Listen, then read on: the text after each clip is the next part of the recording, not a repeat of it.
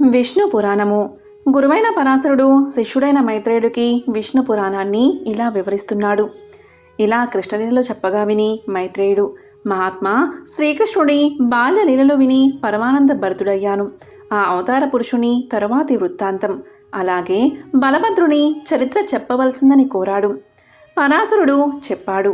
అలాగే ఉగ్రసేనుణ్ణి యాదవరాజుగా పట్టాభిషిక్తుణ్ణి చేసి అతనిచే యజ్ఞాలు చేయించి అన్నదమ్ములిద్దరూ విద్యార్థులై అవంతిపురానికి వెళ్ళి వేదశాస్త్ర విద్వాంసుడైన సాందీపునికి శిష్యులయ్యారు.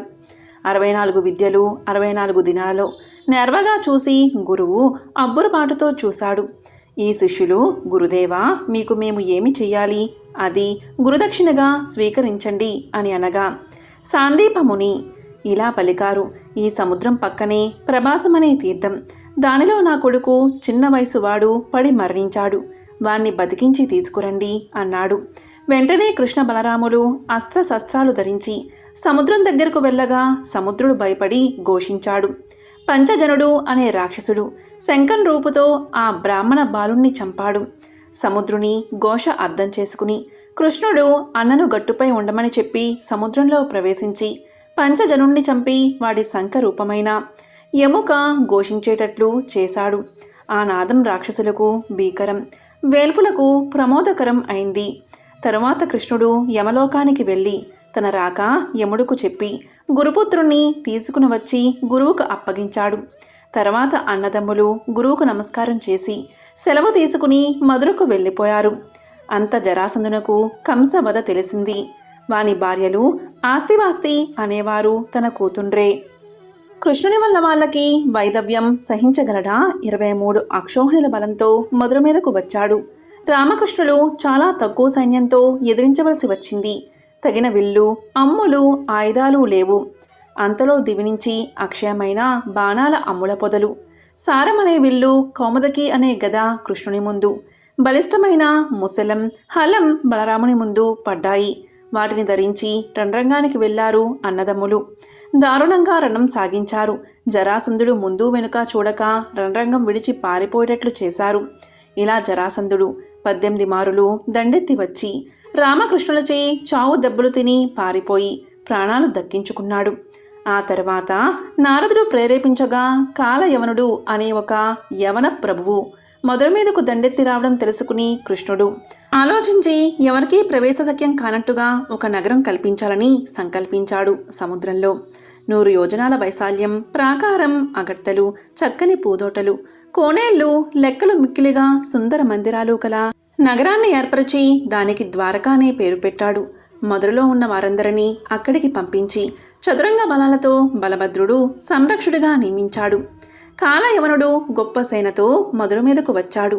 కృష్ణుడు ఆలోచించాడు, వీడిని ఉపాయించే చంపాలి. ఏ ఆయుధమూ లేక రిక్త హస్తాలతో కాలయవని వద్దకు వెళ్ళి తన పేరు చెప్పి నేను పరిగెత్తుతూ పోతూనే ఉంటాను, చేతనైతే వెంట తగిలి పట్టుకో అని పరుగులకించాడు. యవనరాజు వెంట వెంట వెళ్ళాడు. అలా వెళ్ళి ఒక కొండగుహలో ప్రవేశించాడు. వెంట వెళ్ళాడు కాలయవనుడు.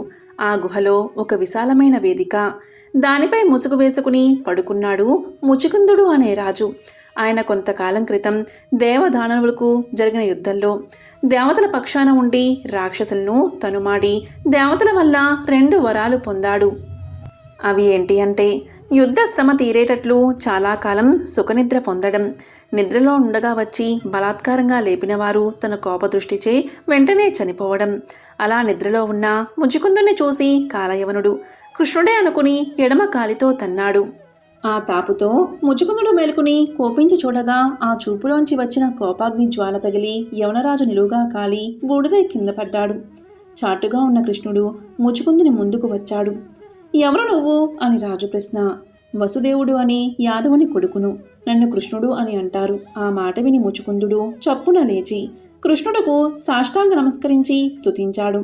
దేవదేవా, దేవదానవ యుద్ధం అయిన తర్వాత ఇంద్రుడి మాటపై ఈ కొండగుహలో నిద్రించడానికి నేను వస్తూ ఉండగా గర్గుడు అనే ముని నన్ను చూసి, రాజా, ద్వాపర యుగాంతమందు భూభారం తగ్గించడానికి మహావిష్ణువు యదువంశమునందు దేవకీ వసుదేవుల కొడుకుగా జన్మిస్తాడు. కృష్ణుడు అనే పేరు కలవాడు. నీకా దేవుడి దర్శనం అవుతుంది, శుభప్రదుడు అవుతావు అని చెప్పాడు.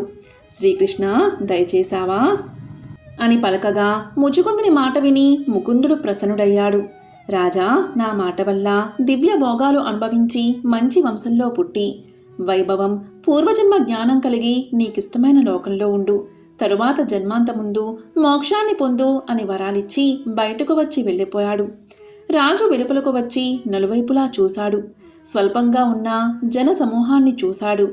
ఓ, ఇక కొన్నాళ్లకి కలియుగం ఆరంభమని తెలుస్తూ ఉంది. స్వజనం మధ్య ఉండలేను అని అసహించుకుని గంధమాదన గిరికిపోయి తపశ్చర్యను ఆరంభించాడు. కృష్ణుడు శత్రువులను పరిమార్చి వారి సంపదలను సంగ్రహించి తెచ్చి తాతకిచ్చాడు. ఆ విధంగా కృష్ణ సంరక్షణలో యాదవ వంశం అభ్యుదయాభివృద్ధి కలదై రాణించింది. అలా ఉండగా ఒకనాడు బలభద్రుడు కృష్ణుడితో చెప్పి గోకులానికి వెళ్ళాడు. యశోదా నందులకు నమస్కారం చేసి గోపకులను పలకరించి కానుకలు ఇచ్చి గోపికలకు వస్త్రాలిచ్చి ఆనందంగా విహరిస్తూ ఉండగా ఒకనాడు వరుణుడు వచ్చాడు.